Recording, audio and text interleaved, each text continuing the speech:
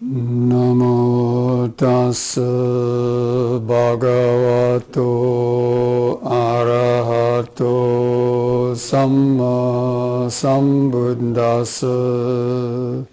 Namo tassa bhagavato arahato samma sambuddhassa. Namo tassa bhagavato arahato samma sambuddhassa.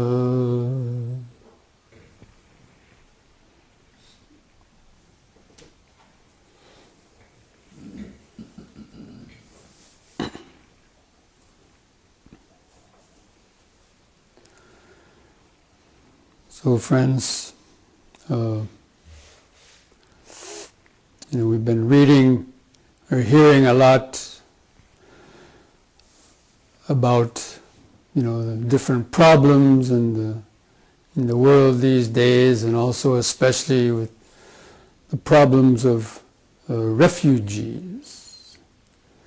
And we're, reading about, refugees from the war in some different places, refugees, escaping poverty or crime or gang violence, and so many in South America or in Africa or in other places. And it seems to be, dominating. It seems to be getting worse, or dominating the news. And this is, actually has a bearing on the Dhamma. And we should try to, whenever we hear about problems or, catastrophes or other things going on in the world, rather than saying, "Oh, that's a terrible thing, and that shouldn't happen, and people should do something about it," and a lot of times it's like, on that side of the world, and so yeah, that's the third world, and that's their problems, but actually, there's a way that we can relate to all these sort of problems in the world, difficult situations, related to it, even back to our own life, and relate it to the Dhamma. In fact, the Buddha, he gave a very nice stanza that some of you may have heard. Bahum ve saranam yanti. Basically it means they go to many refuges. Those who have been struck by fear, they go to mountains and forests and temples and shrines, trying to find a refuge from whatever problems and difficulties that they're having. But then he said, but this is not a secure refuge. This is not the refuge supreme. Not by relying on such a refuge can one be freed from all suffering. But one who has gone for refuge to the Buddha, Dhamma, and Sangha, then this is considered to be the refuge supreme, or the safe refuge, by taking refuge in the Buddha, Dhamma, and Sangha. And hopefully that might be more clear as we go on. But basically this idea of being refugees, everyone essentially is a refugee in the larger sense, because we're seeking refuge in something. We're seeking refuge from worry, fear, anxiety. We're seeking refuge from our own personal, whatever, maybe family difficulties, health issues and so many types of issues, painful issues. So people seek refuge. That means a refuge means kind of like a temporary escape, or some place where you can go that's free from worries, fears, anxieties, or violence. And these may provide, some type of respite, some type of temporary refuge.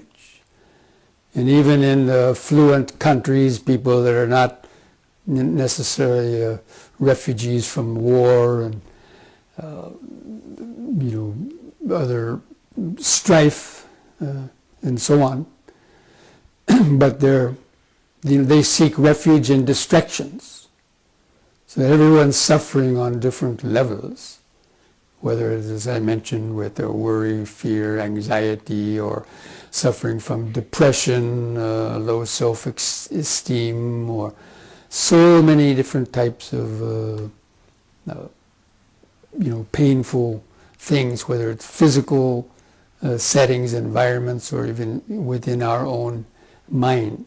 So people take refuge in alcohol, for example, or drugs, in order to escape whatever issues they're having in life, where they take refuge in gambling or sex addiction, or so many types of, the types of addictions and distractions that people can create are almost endless.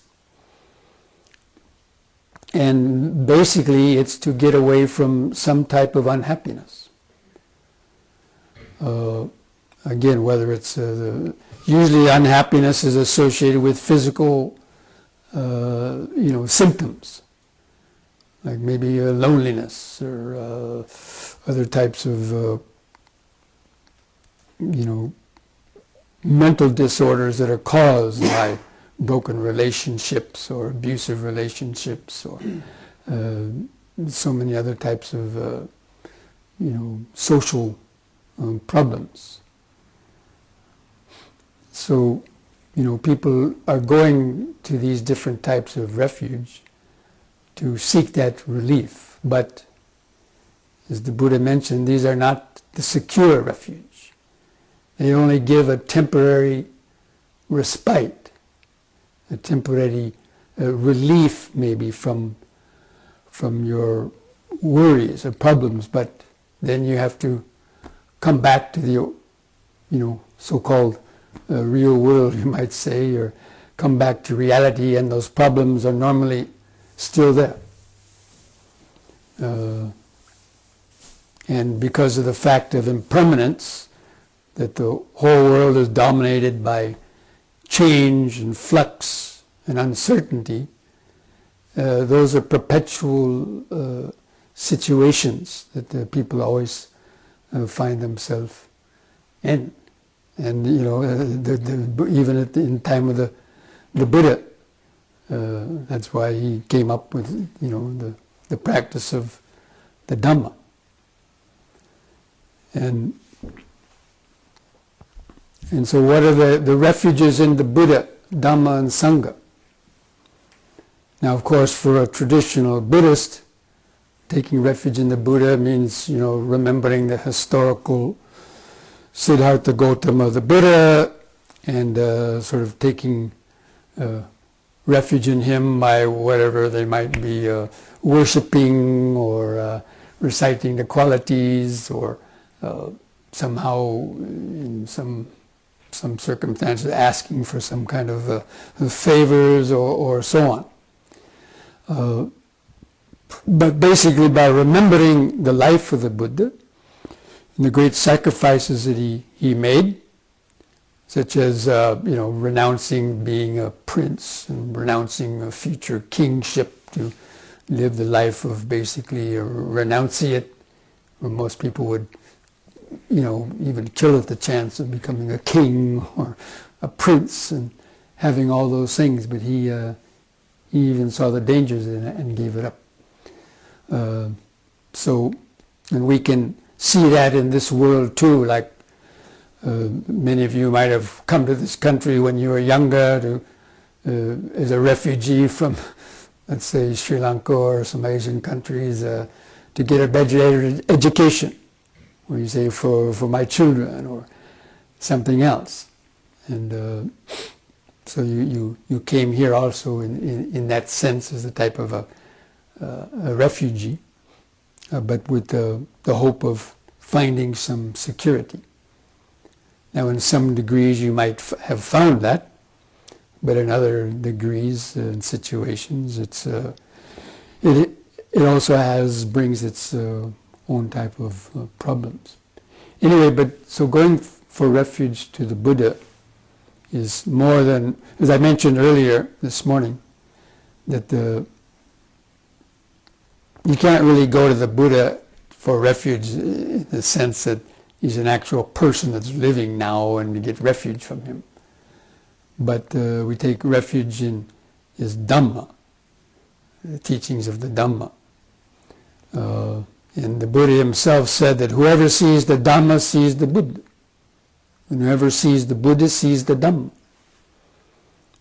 So the looking at the physical person of the Buddha was not really seeing the Buddha in that sense. There's a story of a monk who was terribly sick and covered with all kinds of ulcers and other sicknesses and near death, and he told the other monks, "Oh, I want to see the Buddha, I want to see the Buddha before I die." So the monks told the Buddha about that, so the Buddha out of compassion came. And the Buddha was coming into the room and the monk struggled to get up, and the Buddha said, enough, no need to get up or struggle to look at this body. And that's when he said, whoever sees the Dhamma sees the Buddha. Whoever sees the Buddha sees the Dhamma. So it's basically one and the same. That means the real Buddha is the Buddha's awakened mind. The mind that has been purified from greed, hatred, and delusion, and is awakened to the unlimited unfreedom of pure awareness, or the freedom of all the defilements, of all the fetters and defilements of greed, hatred, and delusion, which is intrinsically available and possible for all living beings. And the Buddha was simply one who realized that and actualized that in every cell, you might say, of his body and mind. So taking refuge in the Buddha, that's being the secure refuge. So on a deeper level, the Buddha means the awakened state. Because the Buddha actually is a word that comes from buddhi, or awakened intelligence. The Buddha is one who has realized the intrinsic, natural, awakened intelligence that lies at the underlying core of existence, you might say. So, and the practice of Dhamma is how to learn how to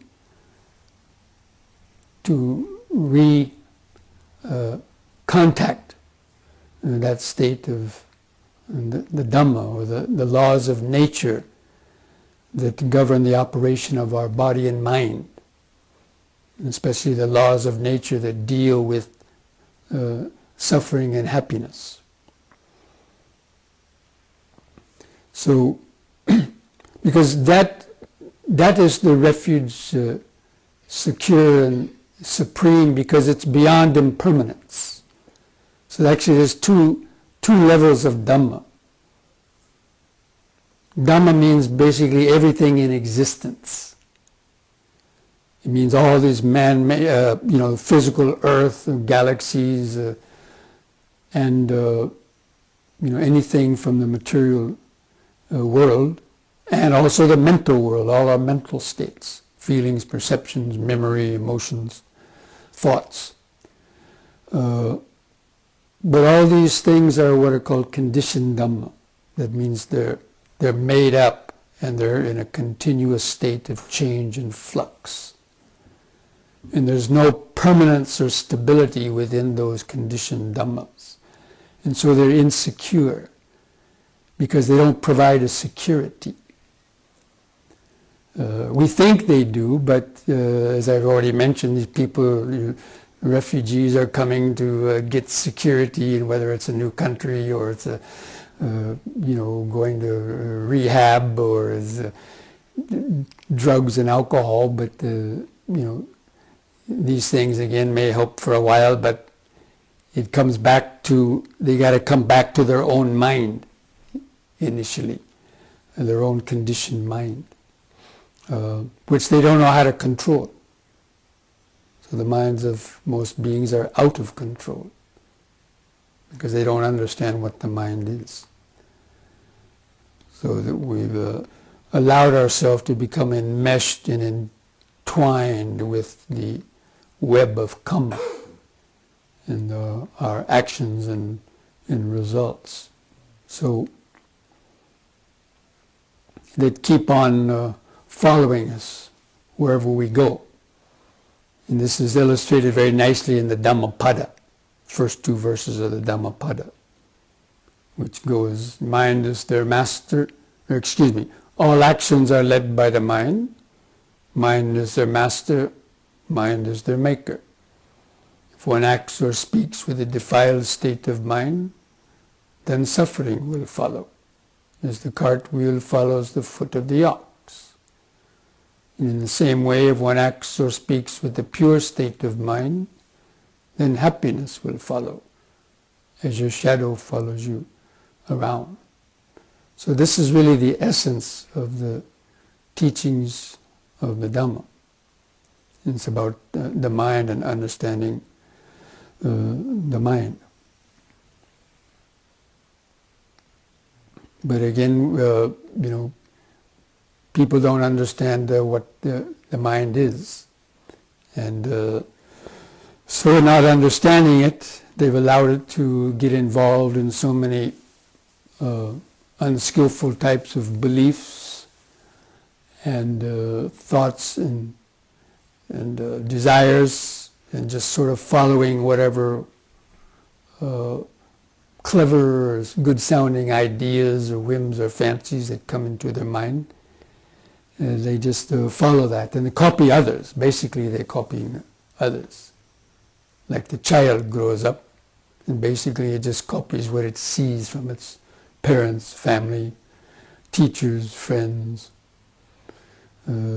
neighbors, colleagues at work, politicians,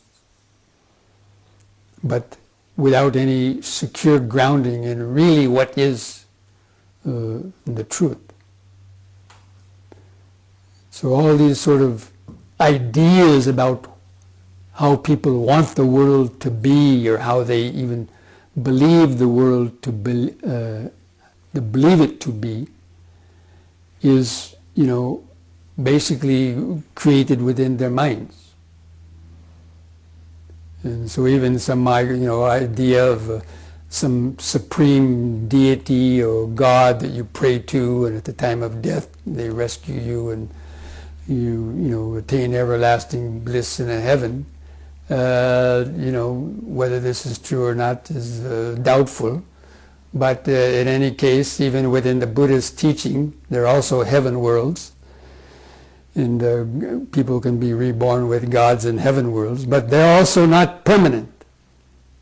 And that they're also subject to conditioned Dhamma. And people will fall out of those states and come back into what is called samsara. So samsara is a very interesting word. It means perpetual wandering. And samsara is the term for just the process of life, going from lifetime to lifetime, but even from moment to moment, searching for some kind of stability, searching for some kind of happiness. And again, this idea that, at the very basis or subtlest level of mind and consciousness, or of our life, there's this desire for happiness. There's this innate desire to want to be free from suffering and live in a state of well-being and so-called happiness. But even the term happiness is a kind of an illusion, because it means so many different things for different people. If I asked, each one of you what would make you happy, you'd probably give different reasons. So, actually the Buddha didn't speak in terms of gaining some type of happiness.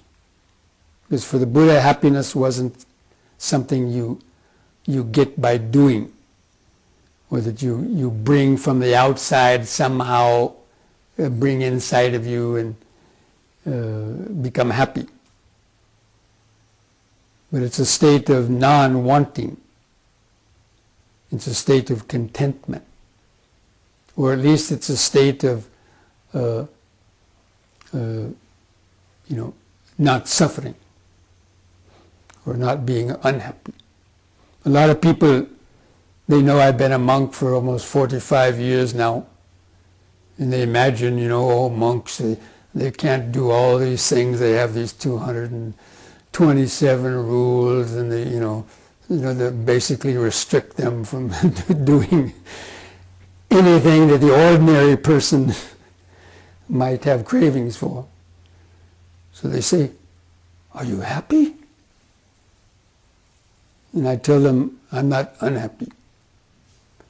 Because if you tell them you're happy, it doesn't really mean much, because happiness is such a vague word. So the main thing is that we're not unhappy. We're in a state of contentment. That means we're in a state to be able to be in the present moment without having to do something. They call us human beings, isn't it? They call us human beings. Has anyone experienced being? A better word is human doings, because we're always doing something. Doing. Like one of these wound up Energizer rabbits, right? That's sort of the state of most people. And even in sleep, the mind goes on doing, dreaming, expressing unfulfilled desires or whatever. So, in terms of the Dhamma, the Buddha having taught the Dhamma, it's a whole different type of, outlook on life than say most of the other types of worldviews, or even religious worldviews, or beliefs that the people have about, what is the nature of life and what's the nature of happiness.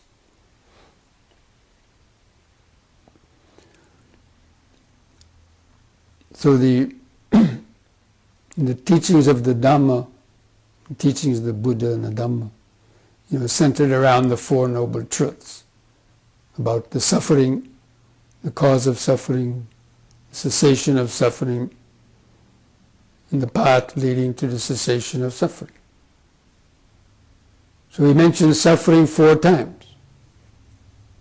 So what about happiness? I mean, he did mention Nibbana, but in terms of the end of suffering. So the Buddha didn't need to directly mention about trying to find happiness. But he would emphasize the fact of trying to understand what suffering is, the various levels of suffering, physical, mental, and even the spiritual levels, and what is the cause of that suffering, being not knowing the truth about the mind, and then getting caught up in all kinds of craving and desires and karmic interactions with the world. Most of it is bent on trying to be happy, based on the material world or the mental world.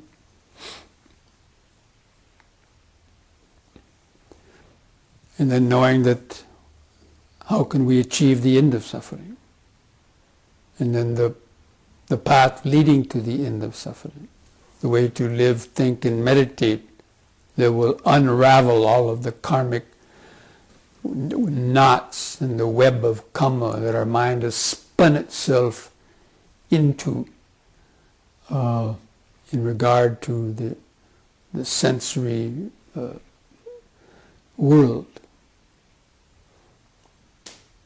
Because most people's idea of happiness is sort of a yardstick of how many pleasurable objects or sensations they can get by way of seeing, hearing, smelling, tasting, feeling with the body, or even thinking with the mind. But all these six sense objects, they're all also part of the unconditioned Dhamma, the unconditioned world, and they're always changing. We can't really control it. So anyway, I mentioned the unconditioned Dhamma. But there is I mentioned the conditioned Dhamma. Those things that are compounded and made up and dominated by impermanence, and that we cannot control them. But then there is one unconditioned Dhamma. And that is the Nibbana. But again, that Nibbana is just a word for most people, a concept that they don't even know what it is. So, literally it means made up of the words meaning the extinguishing of craving is Nibbana.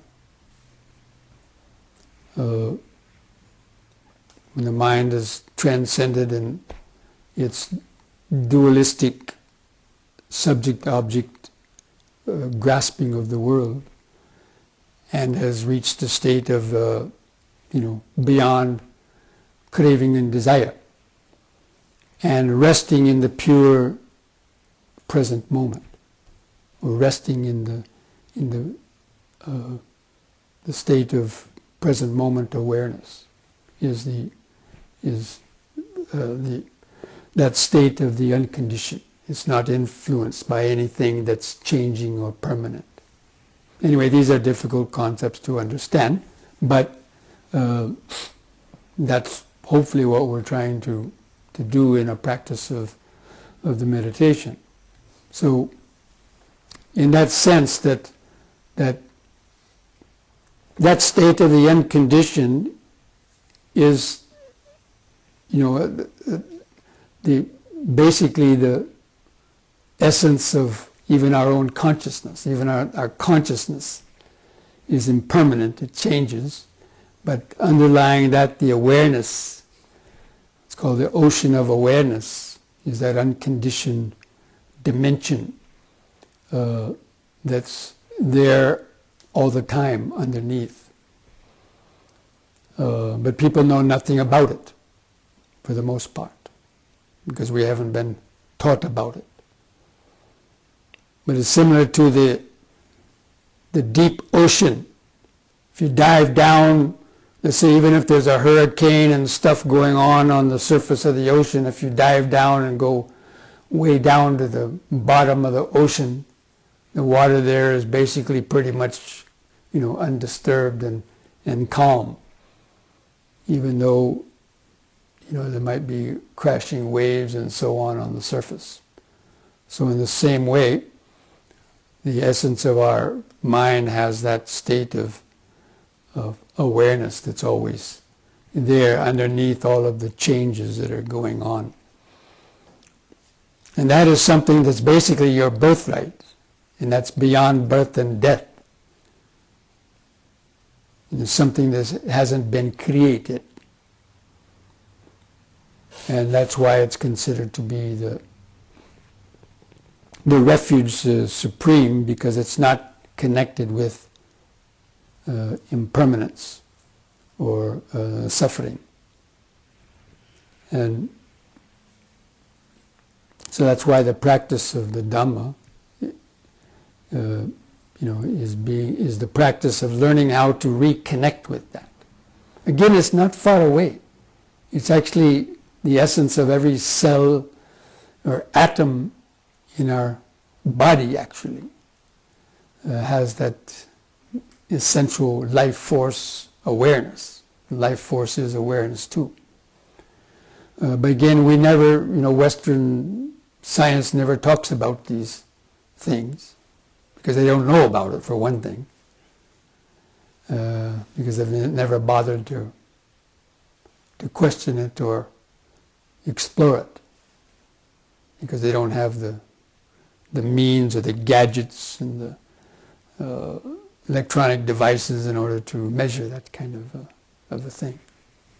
So anyway, that's why the practice of meditation is really the way of learning how to reconnect with that intrinsic, innate, inherent vibration of awareness that's the basis of our own mind. And that kind of getting reconnected to that is that refuge. And when you can stay connected with that in deeper levels of meditation, or even when you've developed your mind,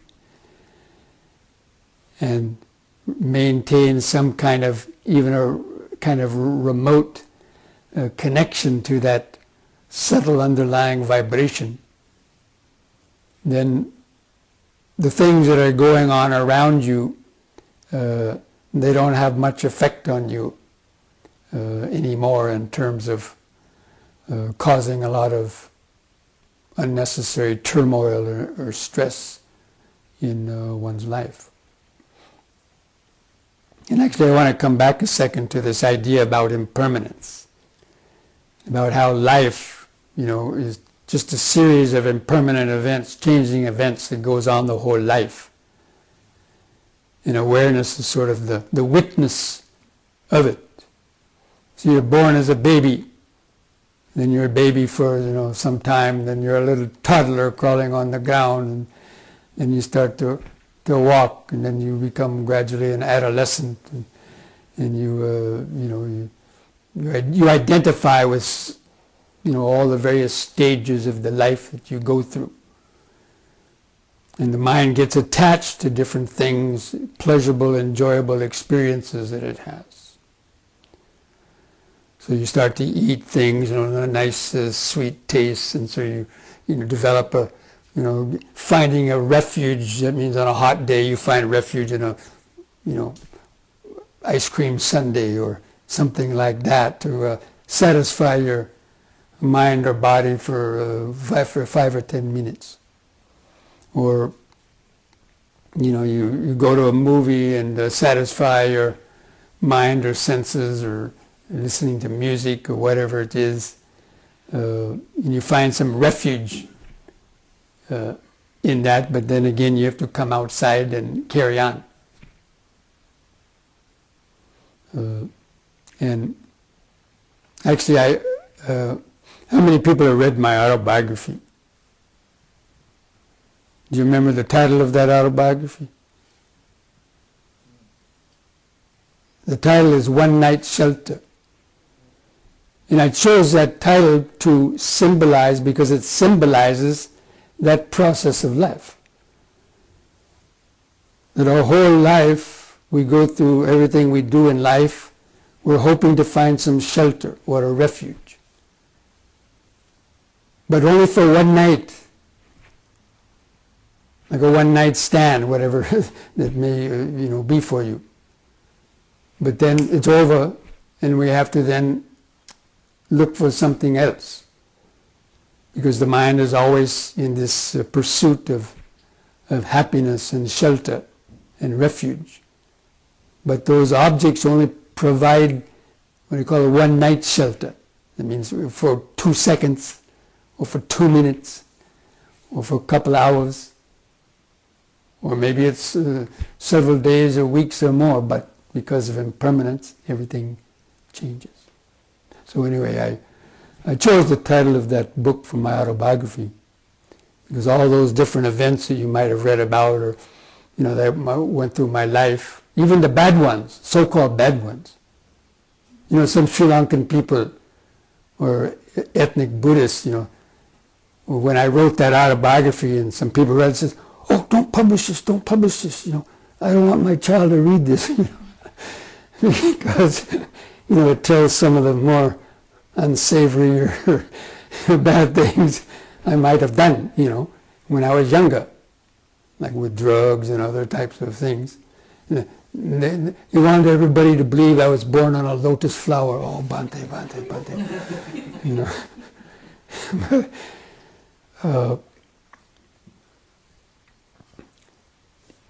But I wrote that with the specific purpose of seeing how, life is just an endless sequence of different things, different events that makes up of what we are.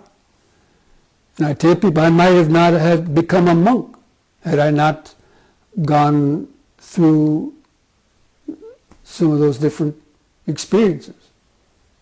Even getting put in prison in Afghanistan for smuggling hashish. So all these things, even the bad and the good basically make up the sum total of a person. But still, the life goes on. And we're all basically refugees, seeking refuge. But then when I discovered the Dhamma, when I went to a meditation course, and had the opportunity to go to a long meditation course and contemplate the Dhamma for, 1 month uninterrupted time. And then again in Sri Lanka in Kandabora Vipassana Meditation Center, where I went for a long Vipassana retreat, those really helped me to understand the meaning of the refuge in the Buddha and especially the Dhamma, or the deeper meaning of the word Buddha and the Dhamma.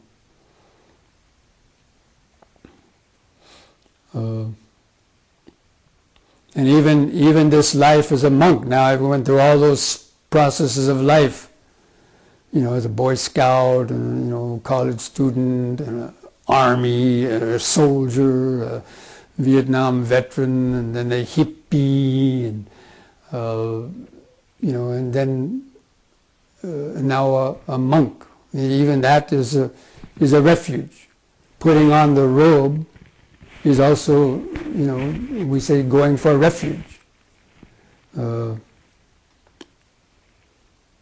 so when we're wearing the robe, even if we have the tendency to have some unskillful thoughts, it's like this guy breathing down your neck, So we have our 227 rules, as I mentioned.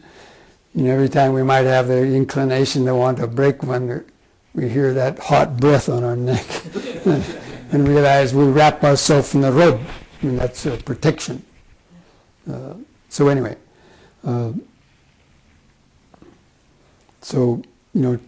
going for refuge to the Buddha and the Dhamma is really the refuge supreme and the refuge that's secure. Once you actually reestablish that connection to the underlying Dhamma that we all have in us.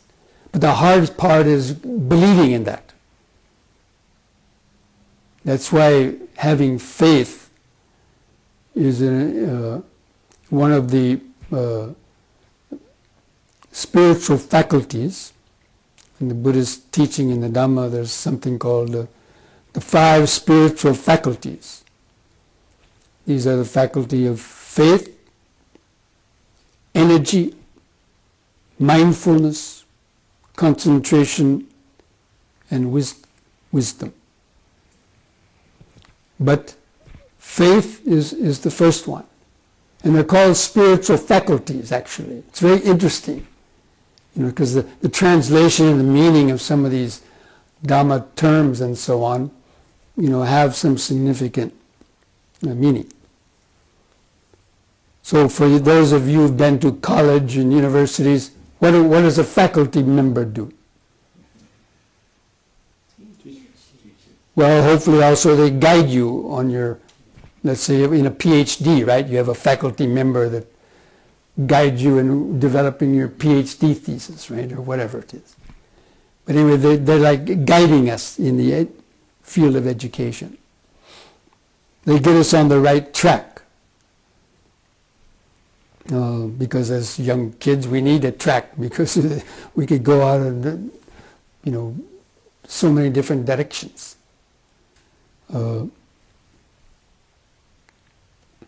So anyway, the spiritual faculty of faith is important, but faith has a kind of a negative connotation to it in large parts of the world because of this blind faith type of thing, or just believing in something because somebody told you to, and have faith. Of course, faith in the Dhamma, the faith in the Dhamma teaching is faith in the Buddha, Dhamma, Sangha. Faith that the Buddha attained enlightenment or conviction, rather than the word faith. Some people like to use the term confidence. So you have to have confidence in what you're doing. Because people are not going to spend,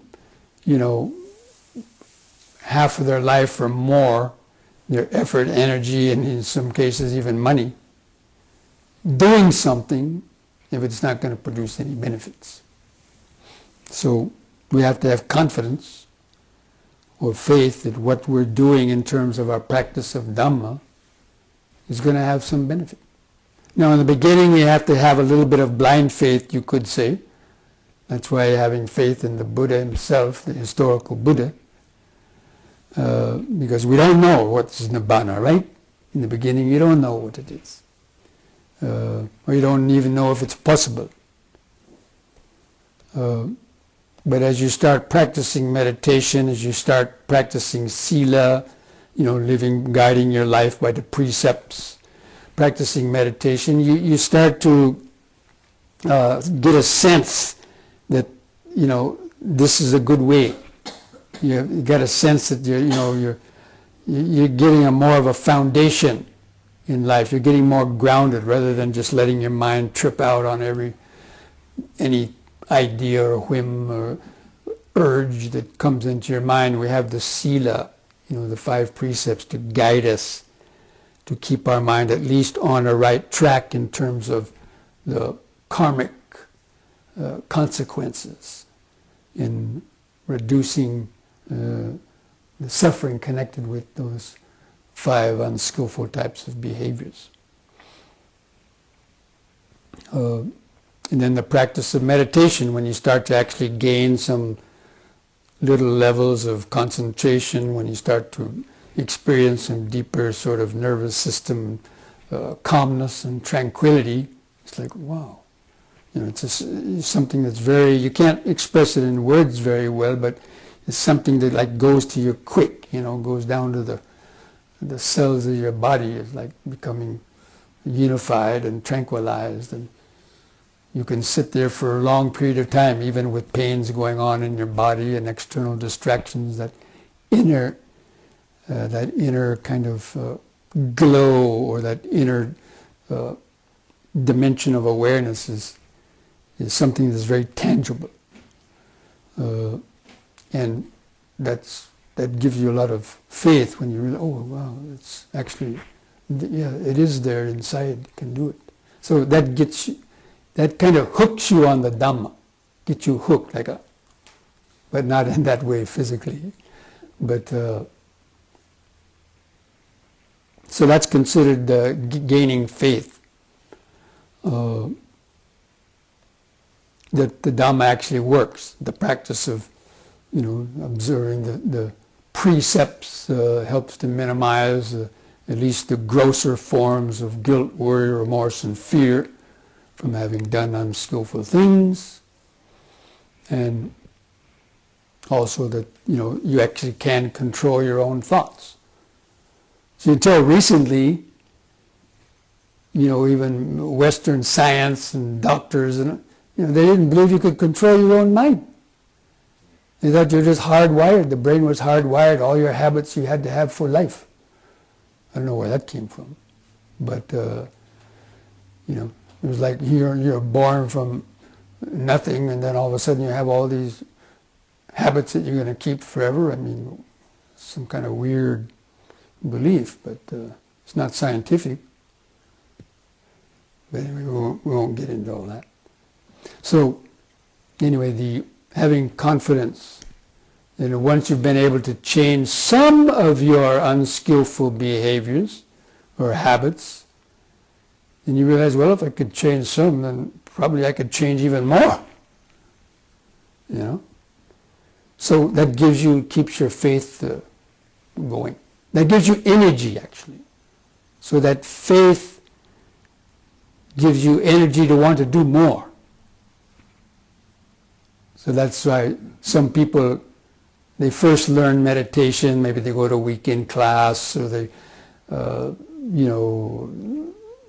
just go to a meditation group at night or something.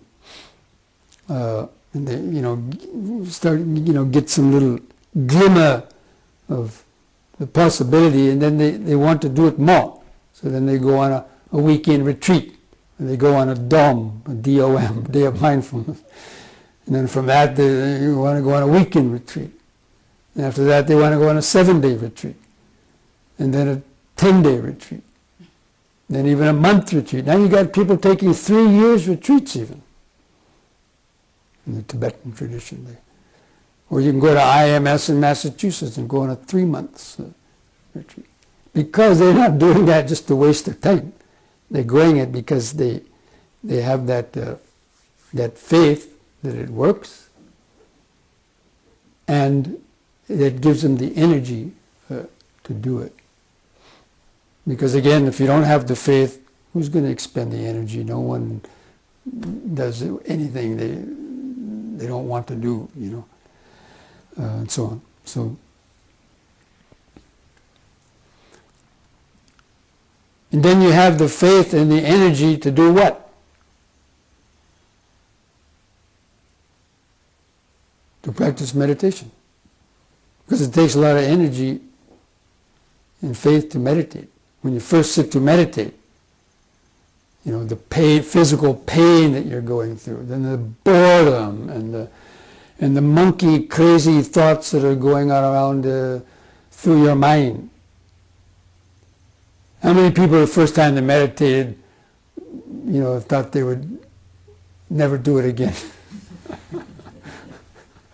Or at least we're counting every second for the period to get out.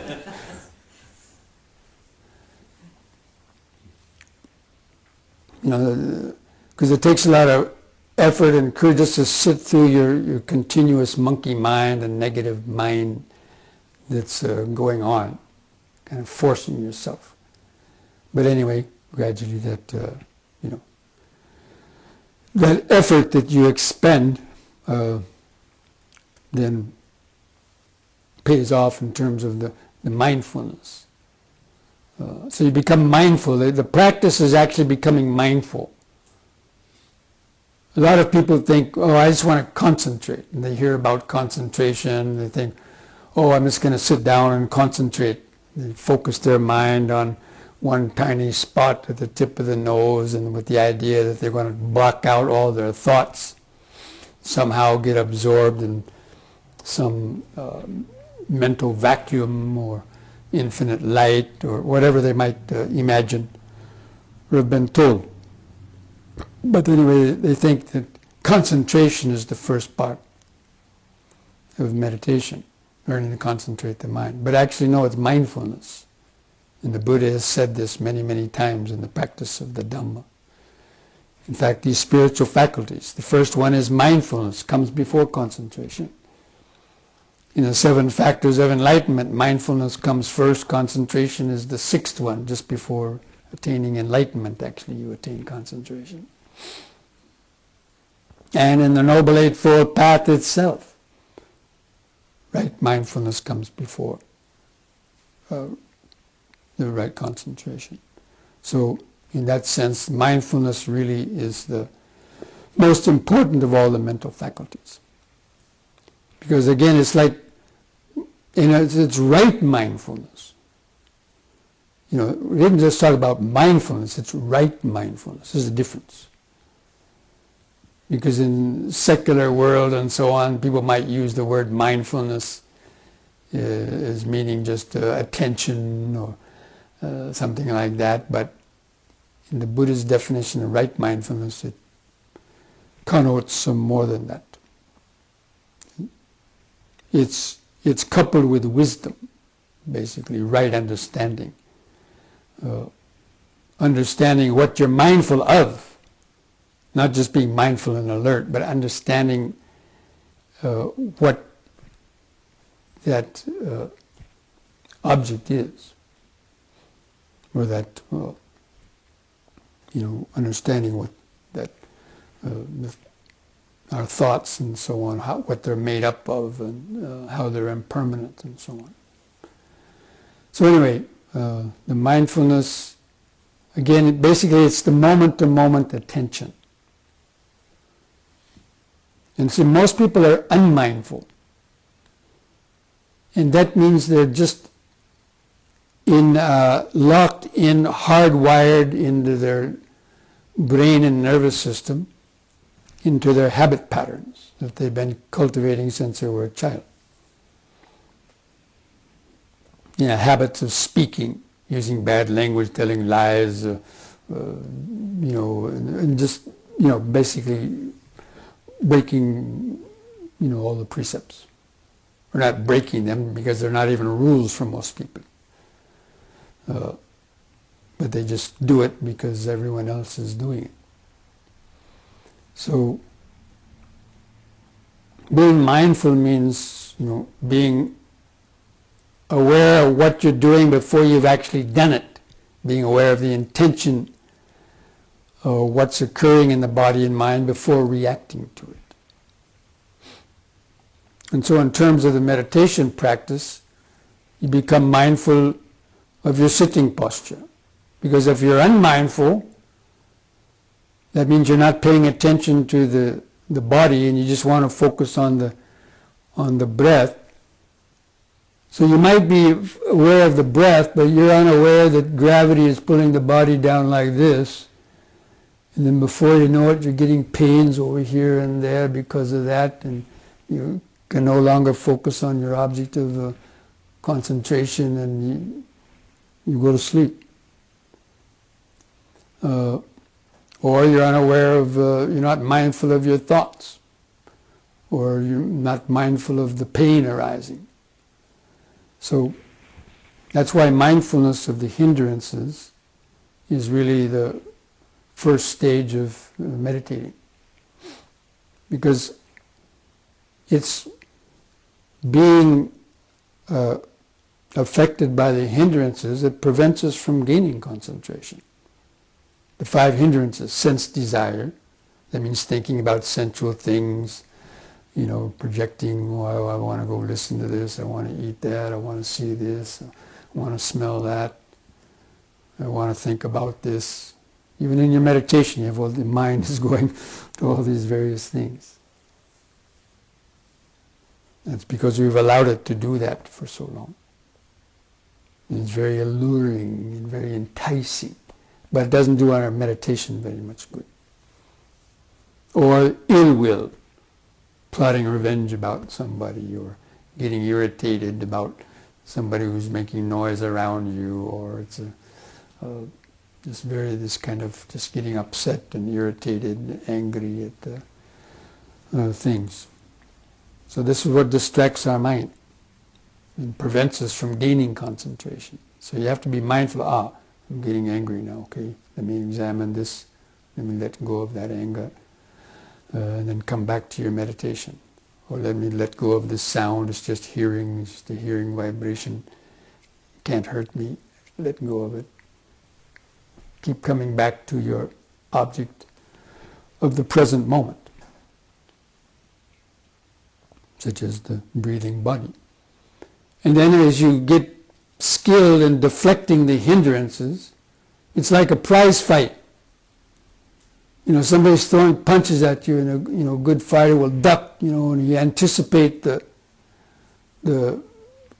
punches of the other fighter, right? Because they study the movies and the videos, or studying what the other person does, or even in basketball games, or studying what the other team is doing.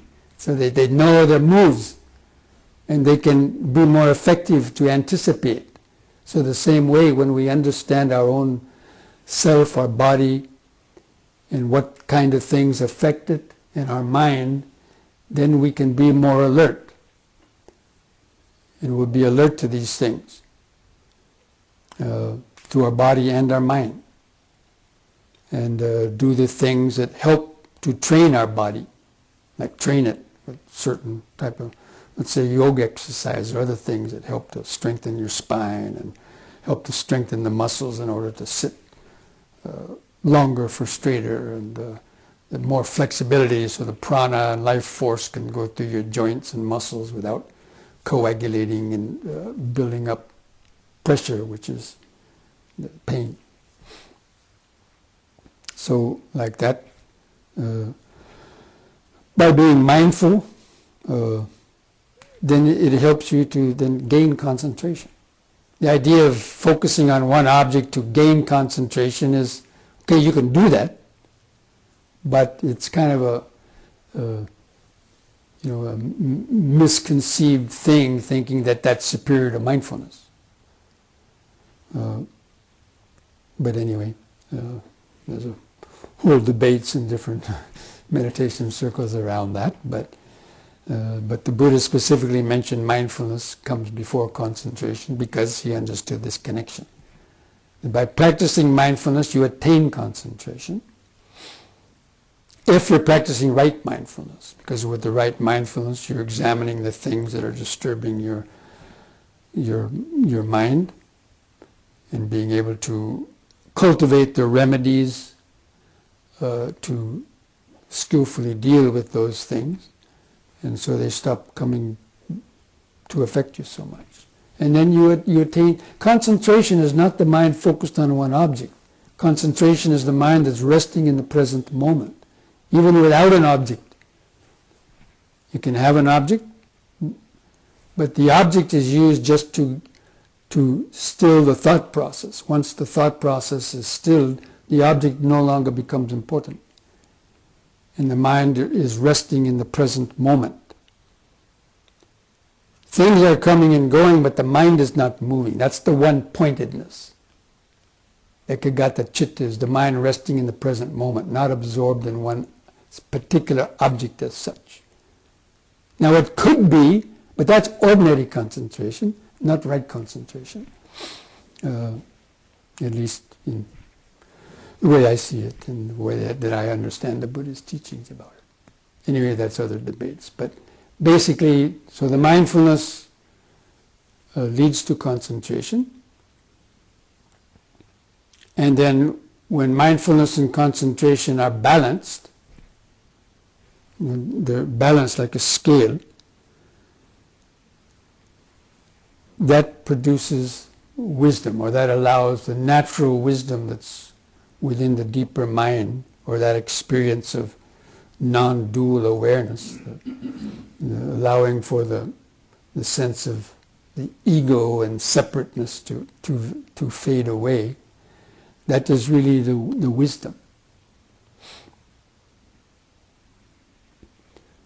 So within the Buddha's teaching, there's 3 levels of wisdom: intellectual wisdom, and the deeper understanding that comes through meditating and the insights that you get. And then finally, when the illusion of the separate ego starts to fade away and you transcend the dualistic consciousness and experience that non-dual state of ocean of wisdom, awareness, which is a very radical, then, that is really the deeper level of wisdom. And you see that in that experience, all the questions about life are basically resolved, and you understand really the true nature of the mind, and you understand the Four Noble Truths, and you understand what that real security from bondage is, that real refuge, and learning how to stay connected with it. But it's not that you stay in that state all the time, but you come out of it, but you're still able to operate and move in the world, but remaining that connection to it. So it's always your refuge, and you know it's always immediately available. Anytime you just pause and stop, you know how to immediately reconnect to that state of awareness that's underneath all the fluctuations of, disturbances going on around you. It's almost that instant connection. It's almost like Googling something. And the internet actually is a very, very interesting analogy for the mind. And this idea about Googling, you just instantly, the internet can find out, some answer to some question. So in the same way, whenever you pause and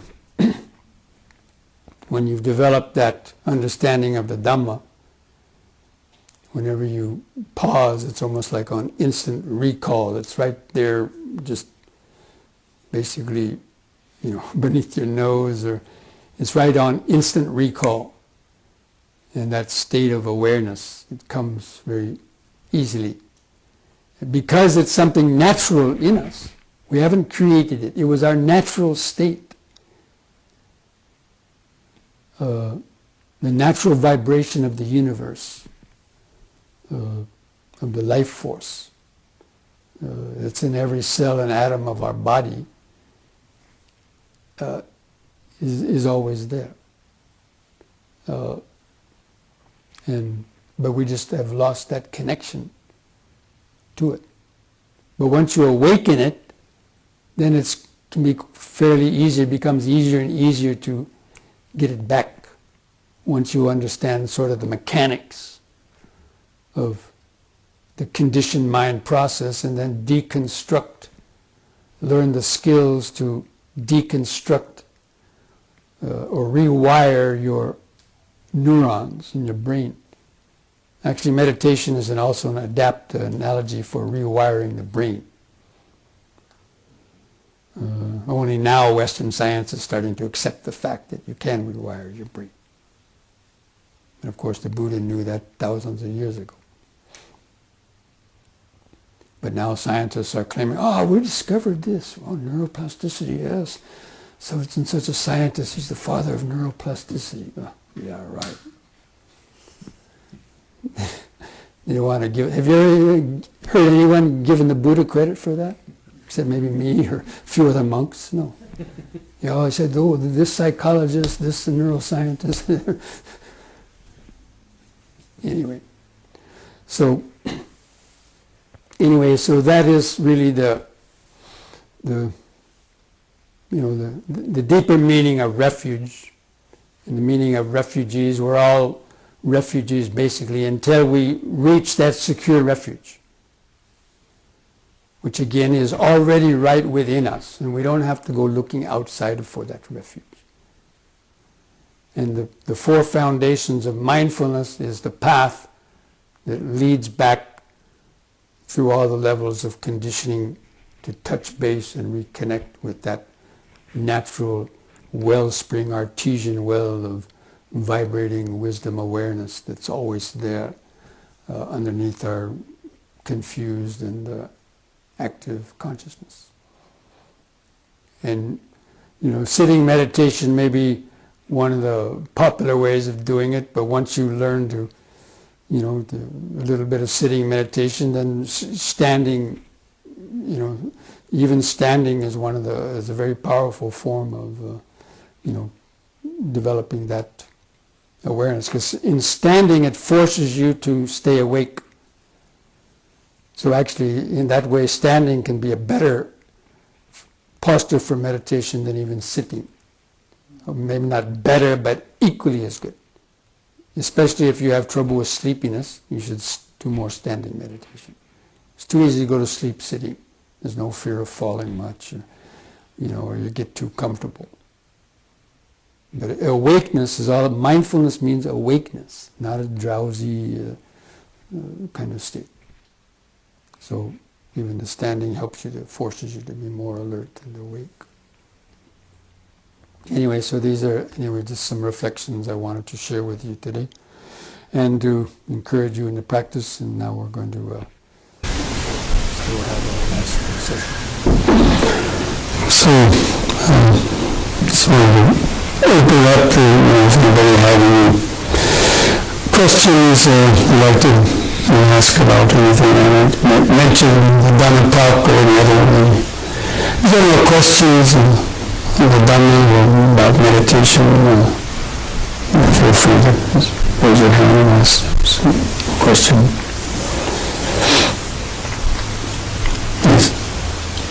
So Bhante, you mentioned about there is a Dhamma like of two natures, like one is conditioned Dhamma and is there there is an unconditioned Dhamma, so and the unconditioned Dhamma is Nibbana. Yes.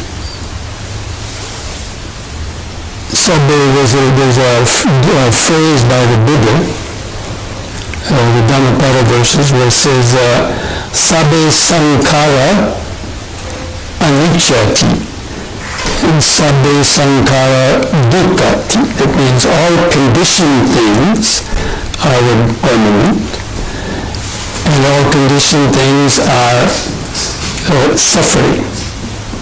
But then the last one is Sabbe Dhamma Anatta.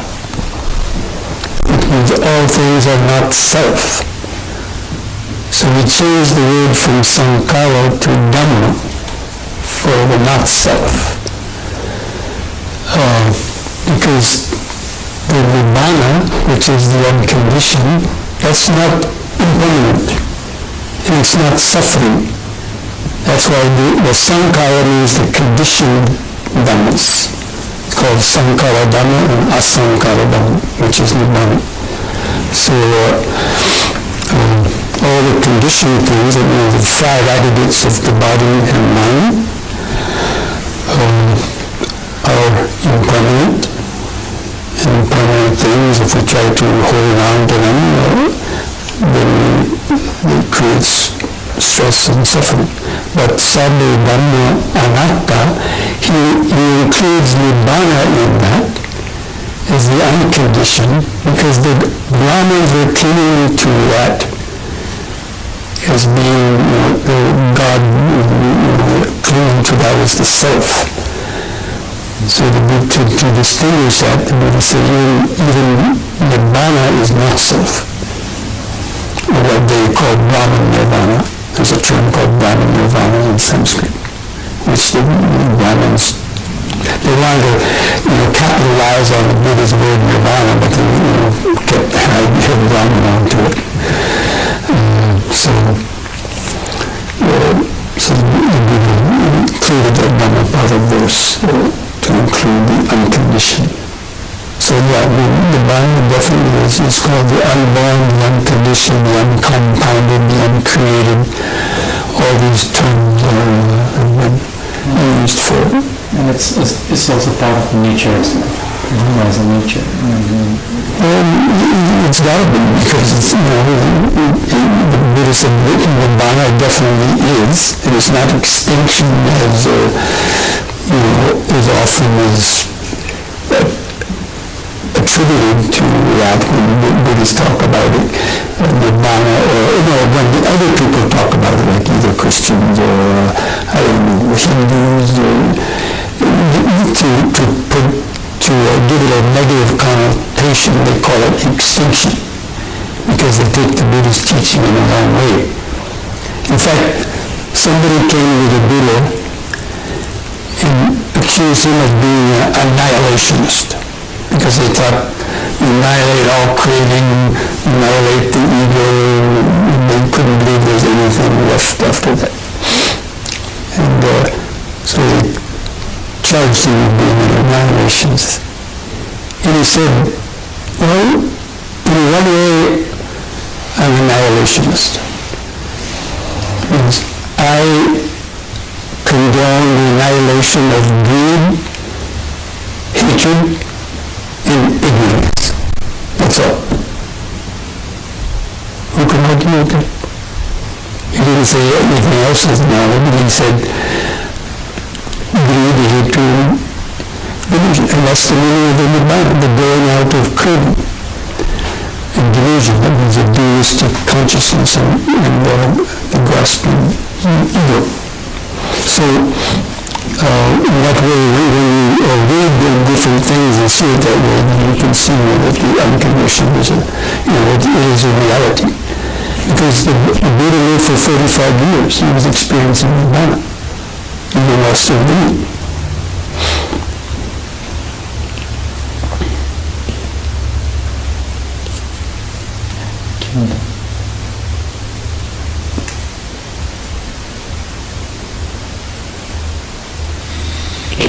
Yes.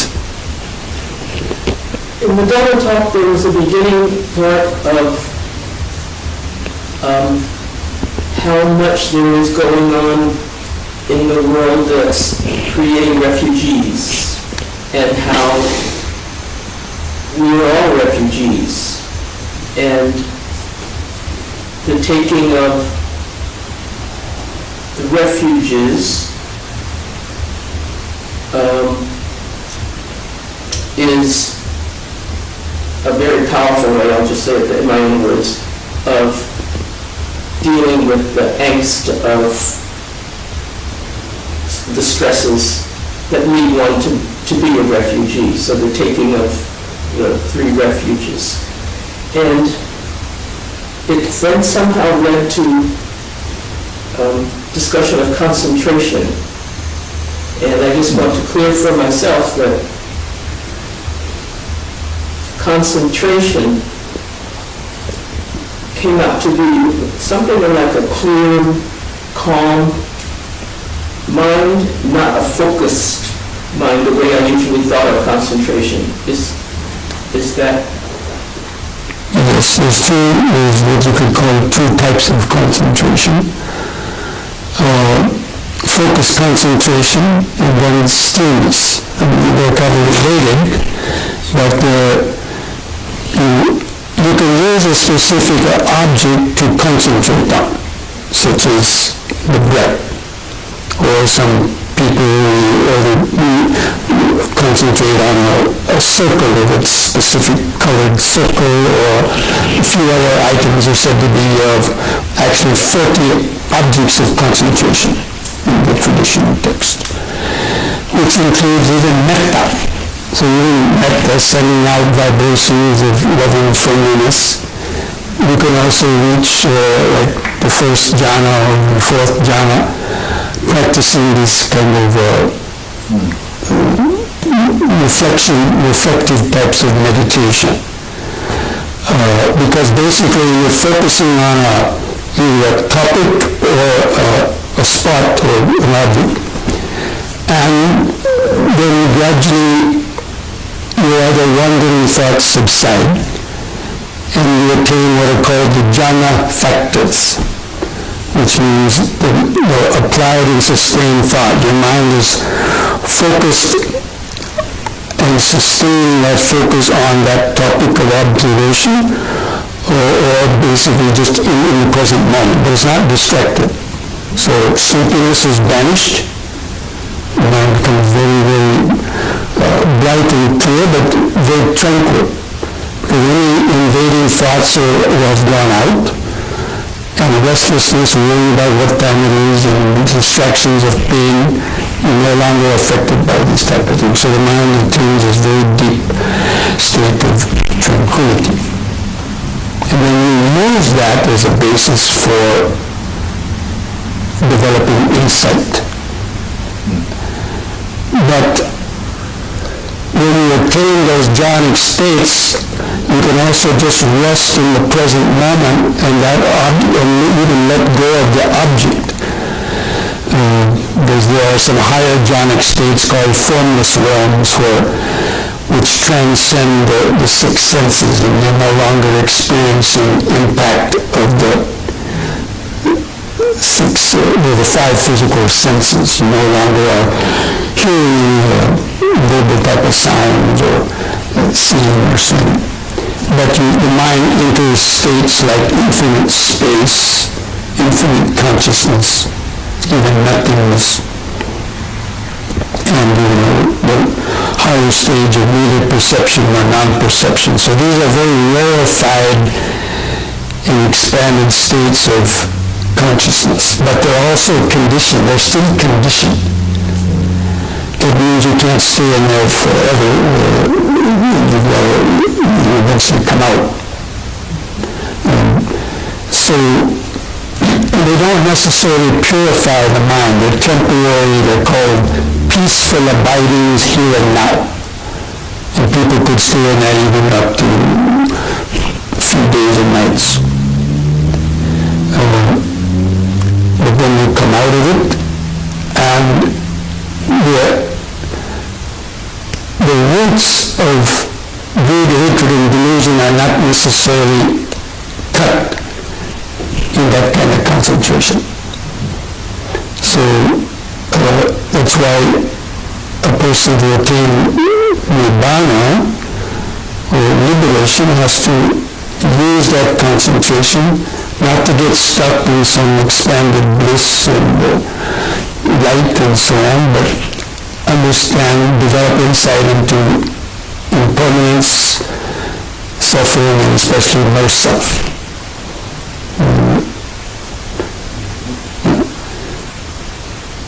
So you can use an object such as the breathing, and you focus on that, and you attain this deep level of tranquility, and the breath might get so fine and subtle it seems to disappear. It doesn't matter. At that time the mind is resting in the present moment without an object. But that's one pointedness. One pointedness means the point is no point. You're resting in the present moment and without it's not moving, it's the stillness of mind. The point is gone to one. That means it's gone to stillness. It's gone to non-moving. And objects may come and go through it, but it's like the space in this room.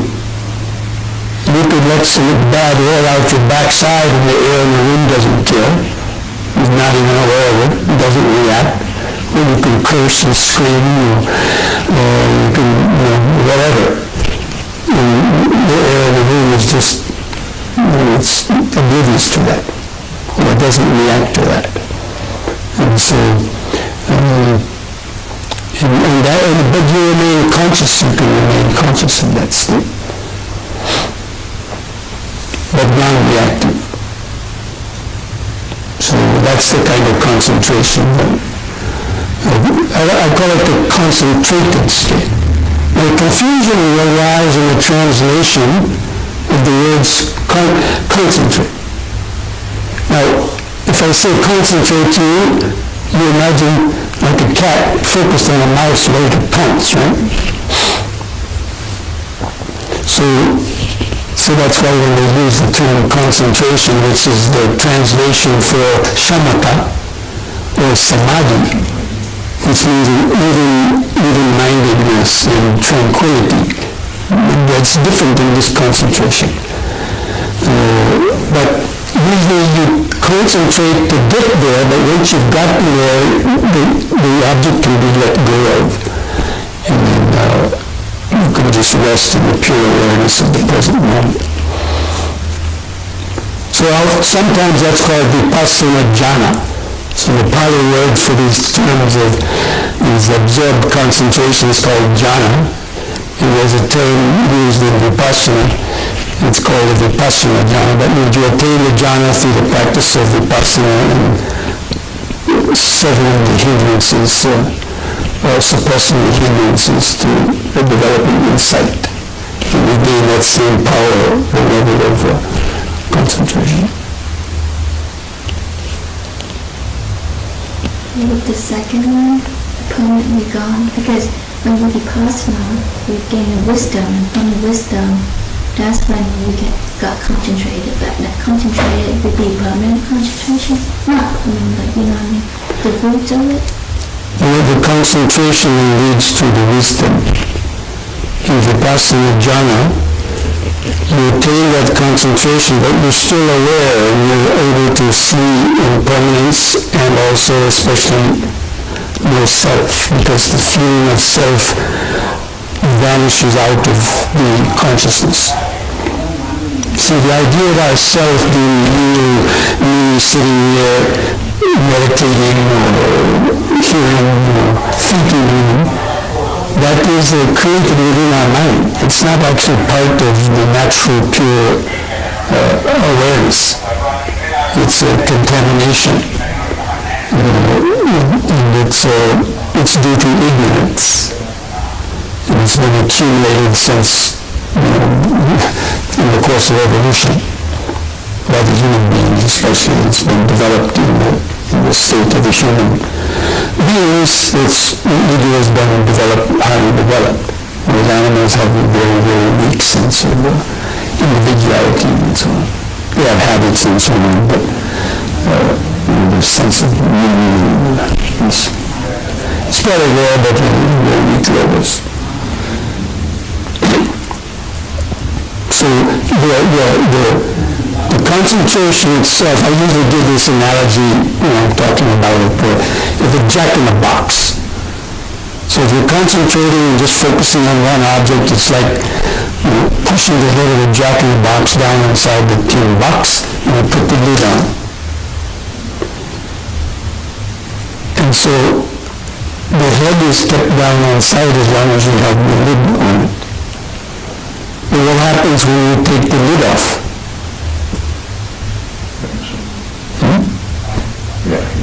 One stays up, sometimes with a lot of power. It's because it is compressed. So when I wouldn't use the term forcefully, but through concentration with your willpower, you're basically kind of forcing the mind down to be quiet because you're keeping it on one object. So it's like forcibly keeping the mind down temporarily. But again, you can't stay in those states usually very long.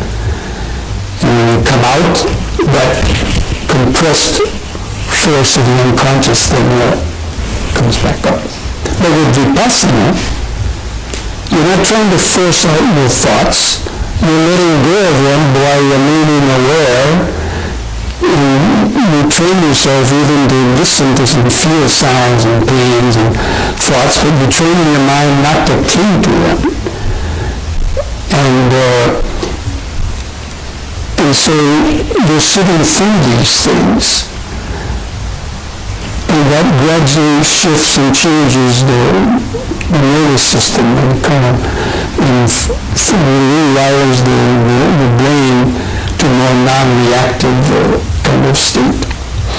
So, and then eventually you see how everything is impermanent and the sense of self fades away, but even while remaining aware, awareness of nothing. It's like being aware of everything and nothing at the same time. But the sense of I is not there. And that gets permanently severed at the stage of full enlightenment. It doesn't happen all at once normally for most people, but it's a gradual process. But your life also has to be in alignment and accord with the idea. For somebody like Donald Trump, and that will never attain this kind of alignment.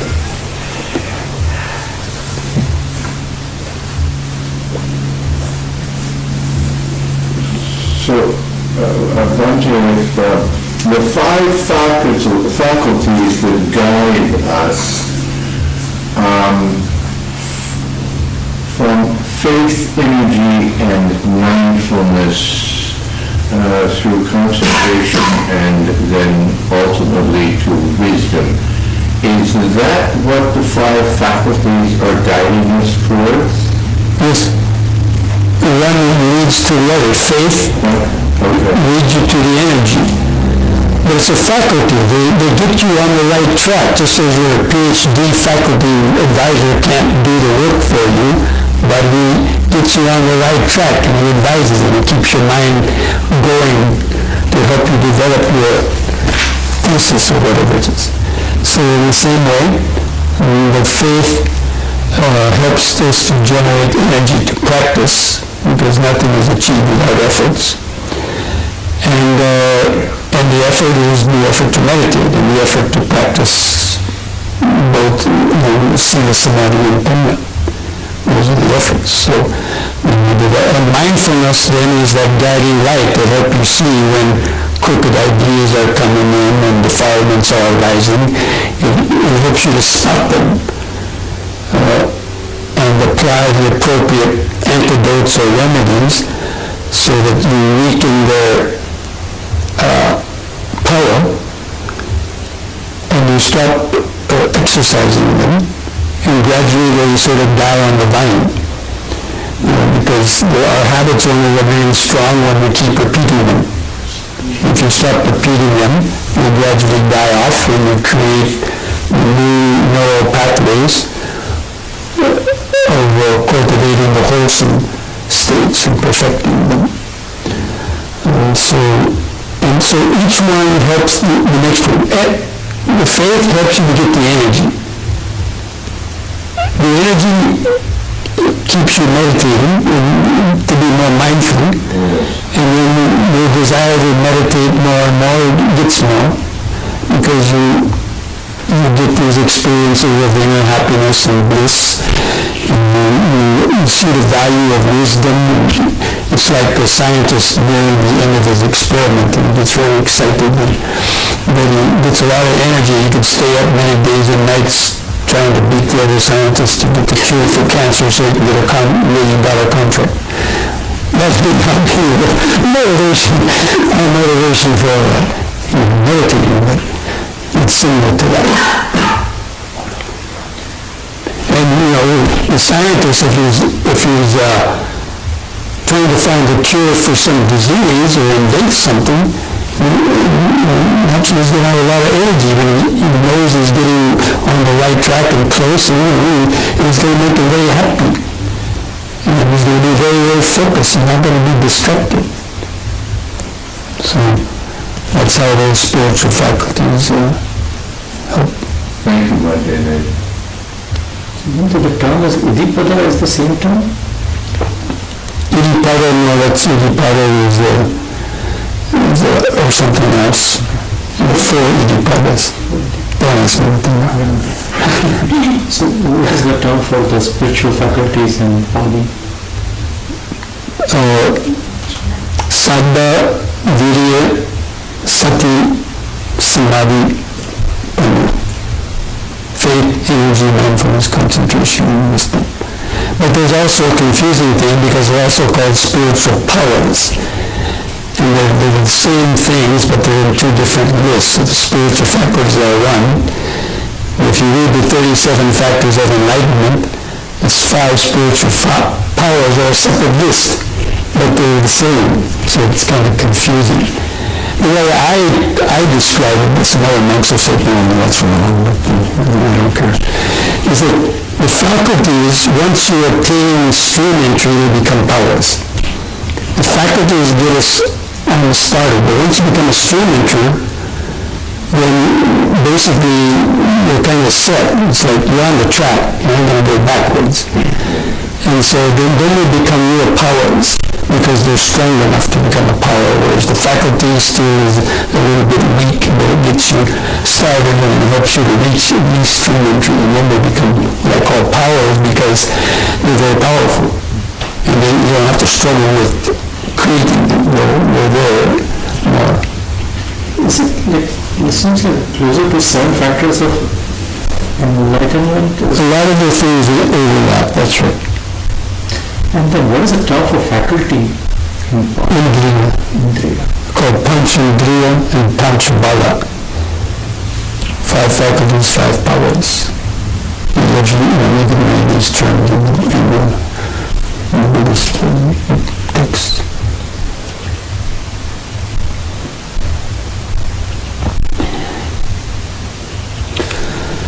So we'll have this some good meditation today.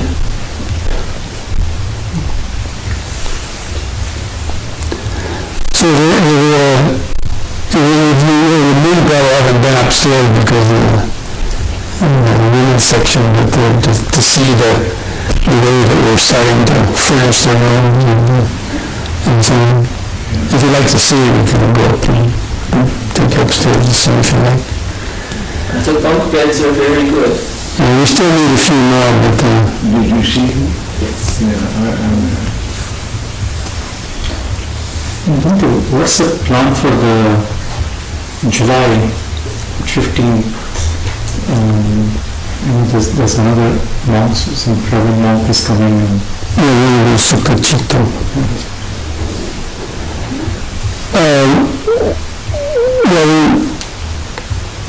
We know the plan, right? yeah, so if you want to announce it, what is Does everybody know about that? On July 15th. In July, there'll be 2 one-day programs. On the 15th, there'll be what is called Dhamma contemplation. It's a special one-day session in contemplating the Dhamma. So it's developing the second factor of enlightenment, Dhamma Vichaya, and right thought. And basically, it's a training to be mindful of your speech while talking to others, because usually we talk to others and we're not kind of grounded in mindfulness and connected to the body, then we tend to get caught up in what other people are saying and get caught up in emotions and so on. So it's a training to maintain a connection to the body and mindfulness to observe whatever reactions are coming up when you're talking to another person, discussing the Dhamma. So there's going to be little sessions of that. Meditation, there'll be actual silent meditation, and then there'll be time to discuss the Dhamma with others, and to observe your reactions. Maybe you agree with what the other person is saying, and you can see the reaction you have, that's not right, or something. Or maybe it's the other person reacting to their looks, their manners, and the judging, because that's naturally what comes in people's minds. Right? So, but to be able to observe those and to not buy into that, and let those affect your ability to have discussion. Bhante, I have a follow-up question to that. Sukachito,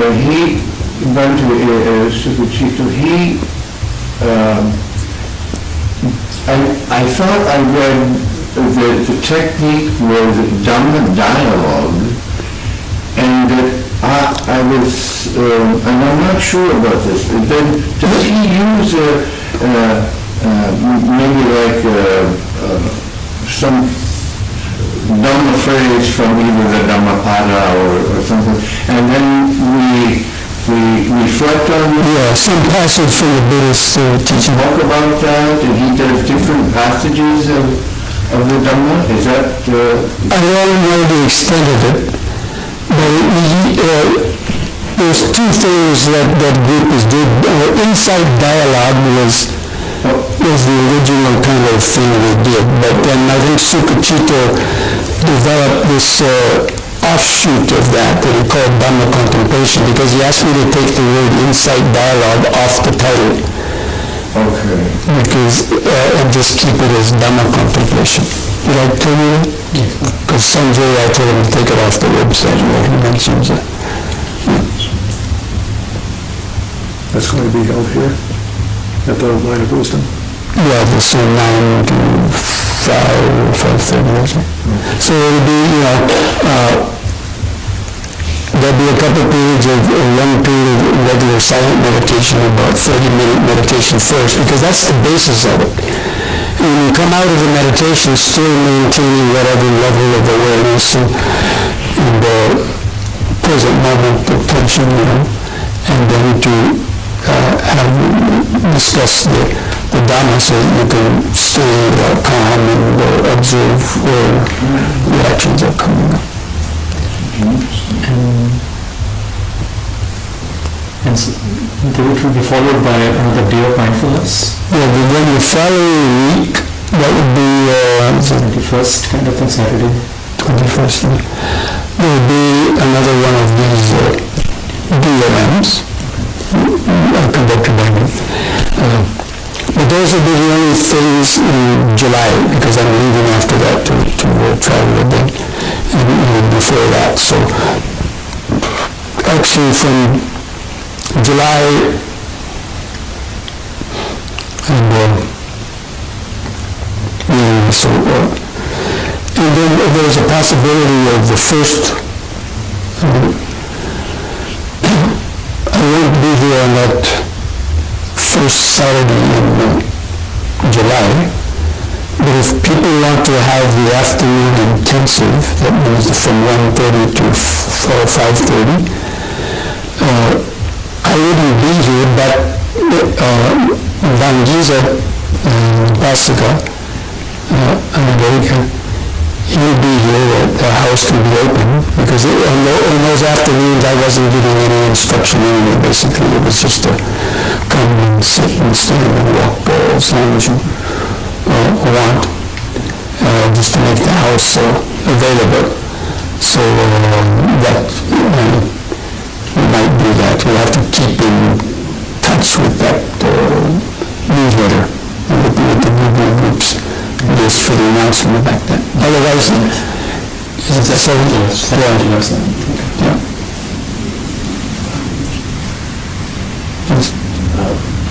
For the Dhamma talks, is it possible to record them, maybe with a phone, and then...